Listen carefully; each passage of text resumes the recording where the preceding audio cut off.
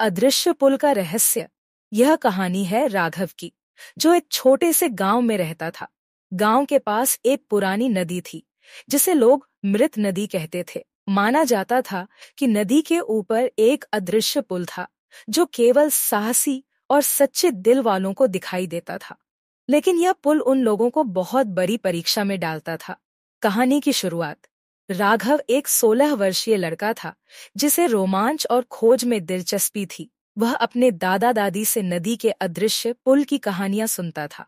लोग कहते थे कि पुल के दूसरी तरफ अनमोल खजाना छिपा है, लेकिन कोई भी यह नहीं जानता था कि पुल को पार कैसे किया जाए। एक दिन राघव ने तय किया कि वह इस रहस्य को सुलझाएगा।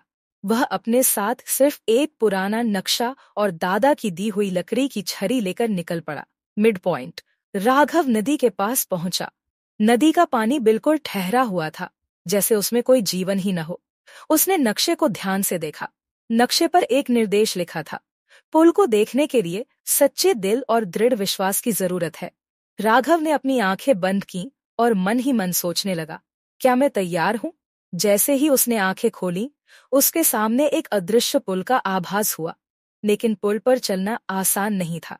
हर कदम के साथ उसके मन में डर और शक पैदा होने लगा। पुल हिलने लगा और अचानक एक आवाज गूंजी, तुम्हारी परीक्षा शुरू होती है। परीक्षा। पुल के बीच में राघव को 3 सवालों के जवाब देने पड़े। 1. सच्चा खजाना क्या है? राघव ने कहा, खुशी और संतोष। 2. तुम्हारी सबसे बड़ी कमजोरी क्या है? राघव ने कहा, डर। 3. क्या तुम अपने लक्ष्य के लिए सब कुछ छोड़ सकते हो? राघव ने कहा, हाँ, अगर यह सही है। पुल स्थिर हो गया। लेकिन जैसे ही वह अंतिम कदम पर पहुंचा, पुल गायब हो गया और वह नदी के पार था। खजाने का रहस्य। राघव ने देखा कि वहां कोई सोना चांदी नहीं था। वहां एक पुराना पेड़ था, जिसके नीचे एक चमकती हुई किताब रखी थी।